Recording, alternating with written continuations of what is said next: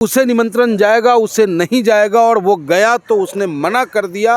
अगर उसने मना कर दिया तो वो राम विरोधी है, वो रामद्रोही हो गया, राम विरोधी हो गया। राम तुम्हारे बाप की बपौती नहीं है, राम हिंदुस्तान के जन जन का है। क्या कभी हमारा नेता बैरिस्टर असदुद्दीन ओवैसी साहब ने हिंदू समाज को या राम को गलत कहा? 2 दलित नाबालिग बच्चियों के साथ बलात्कार होता है, कल एक मुखिया की हत्या हो जाती है, हर गली हर जगह। लेकिन इन सब न्यूज़ों को दिखाने के लिए न्यूज़ के पास समय नहीं है। सनातन धर्म को अपमानित करने का इससे बड़ा और कोई माध्यम नहीं हो सकता है।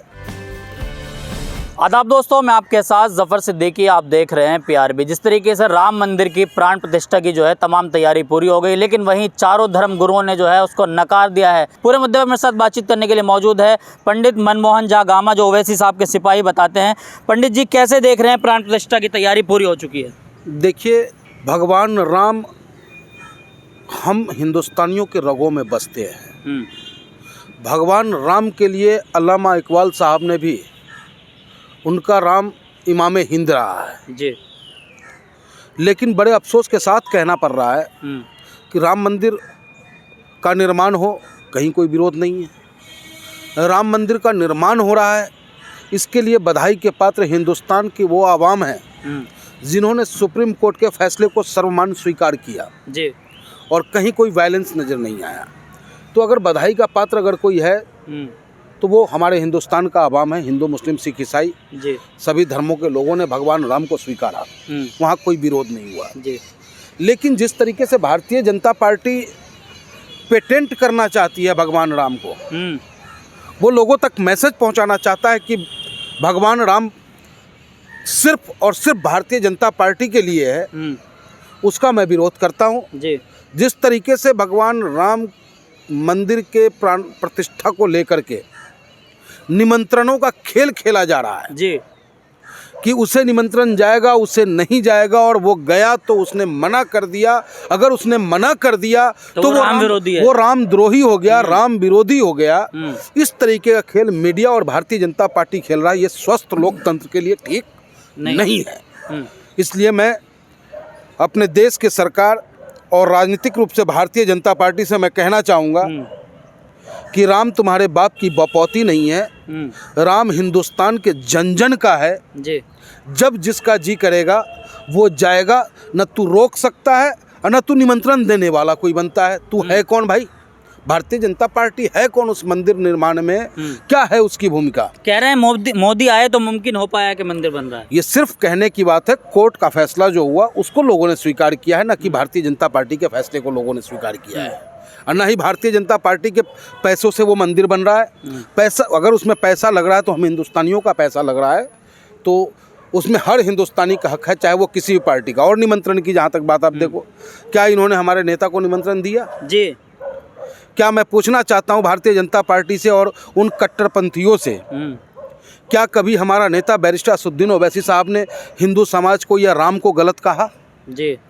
क्या हमारे नेता ने कभी कहा कि ऐसा नहीं, ऐसा होना चाहिए?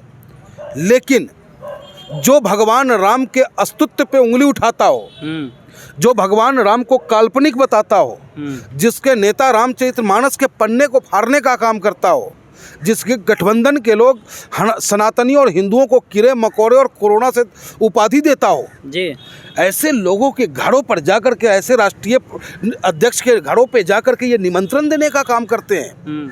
और जो नेता संविधान की बात करता हो जी, जो नेता देश के भाईचारा और एकता की बात करता हो, वहाँ तक अब तक आपका निमंत्रण नहीं पहुँचा, और आप डायरेक्ट कहते हो कि ओवैसी साहब मंदिर विरोधी है, ओवैसी साहब राम विरोधी है। अरे ना ओवैसी साहब राम विरोधी है, ना ओवैसी साहब आपको संविधान विरोधी है। ओवैसी साहब देश प्रेमी हैं।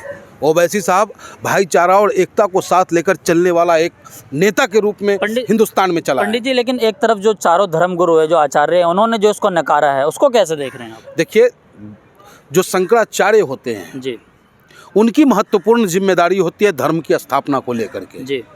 और शंकराचार्य यूं ही नहीं हो जाया करते कोई। शंकराचार्य बनने के लिए बहुत बड़ा त्याग, बहुत बड़े तपस्या की आवश्यकता होती है। और अगर वो कह रहे हैं कि शुभ नहीं है जी, तो वो गलत नहीं कह रहे हैं, और उनकी बातों को गलत कहने की ताकत हिंदुस्तान के किसी व्यक्ति में नहीं है। लेकिन मोदी जी तो कह रहे हैं कि मंदिर बन रहा है, ये सब कुछ मतलब मुमकिन हो पाया। लोगों का मानना है कि मोदी जी अगर ना होते तो आज तक मंदिर नहीं बना था। देखिए, लोगों का मानना नहीं है, ये गोदी मीडिया का मानना है। और गोदी मीडिया जिस तरीके से आज आप चले जाएं हिंदुस्तान में, अगर आप घरों में लोगों का चैनल चेक करेंगे ना जी, लोगों ने अपना टीवी उठा करके ताका पे बंद करके रख दिया है, क्योंकि उसे न महंगाई पे डिबेट कहीं होता हुआ नज़र आता है। बिहार के अंदर में आप देख लो किस तरीके से 2 दलित नाबालिग बच्चियों के साथ बलात्कार होता है, कल एक मुखिया की हत्या हो जाती है, हर गली हर जगह। लेकिन इन सब न्यूज़ों को दिखाने के लिए न्यूज़ के पास समय नहीं है। बस राम के मंदिर बन रहा है जी, राम मंदिर के लिए आंदोलन करने वाले ये लोग हैं जी, ये लोग मारे गए जी। अरे तुम उकसाने का काम क्यों कर रहे हो? मंदिर बनने का मतलब सौहार्द का वातावरण हो। मंदिर बनने का मतलब मेरा राम जो है मर्यादा में रहने वाला राम, मेरा राम जो है महिलाओं को सम्मान करने वाला राम, मेरा राम वो राम जो प्रजा की भावना को समझने वाला राम। एक प्रजा धोबी ही तो था, उस धोबी की भावना को समझते हुए उन्होंने पुनः अपने पत्नी माता सीता को परित्याग करने का काम किया था। लेकिन ये लोग राम के नहीं हैं, ये लोग सत्ता के हैं, सत्ता के पुजारी हैं, और इनको राम भगवान के नाम पर सिर्फ सत्ता चाहिए। सोशल मीडिया पे एक पोस्ट आई है, आपने भी धोबी की बात करी। धोबी और छोटी जाति के पैसे जो चंदा में पैसे लिए गए थे उनको कहीं ना कहीं राम मंदिर के ट्रस्ट के लोगों ने वापस कर दिया है कि राम के वहाँ पर वो नहीं लगेगा, अभोग हो जाएगा। ये बहुत गलत, अगर है ये सत्यता है इसमें तो ये बहुत ही गलत है। क्योंकि मेरा राम तो वो राम है साहब कि सबरी का जूठन बैर खाता है। मेरा राम तो वो राम है जो गुहराज भील राजा को गले लगाता है। मेरा राम तो वो राम है जो बंदर और भालुओं को साथ लेकर के रावण पे चढ़ाई करने का काम करता है। राम का मतलब है भेदभाव खत्म, राम का मतलब है जात पात खत्म, राम का मतलब है कि एकता, राम का मतलब है कि जो हम एक प्रसंग है हमारे रामायण में, जब रावण का वध हो जाता है तो लक्ष्मण जी लंका की तरफ देख रहे होते हैं और राम जी इधर घूम जाते हैं, पीठ घुमा देते हैं जी। तो लक्ष्मण जी कहते हैं कि भैया देखो कितना खूबसूरत ये लंका है, क्या सोने से जड़ित ये लंका है जी। तो भगवान राम कहते हैं कि मेरी जननी और मेरी मातृभूमि से बड़ा दुनिया का कोई संपत्ति नहीं हो सकता है भाई, इसलिए मैं इसे नहीं देखूंगा, मैं तो अपने मातृभूमि को देखूंगा। तो ये मातृभूमि है हमारा, ये हिंदुस्तान हमारा है, और हिंदुस्तान में रहने वाला हर व्यक्ति मेरा भाई है, हर महिला मेरी माँ और बहन है।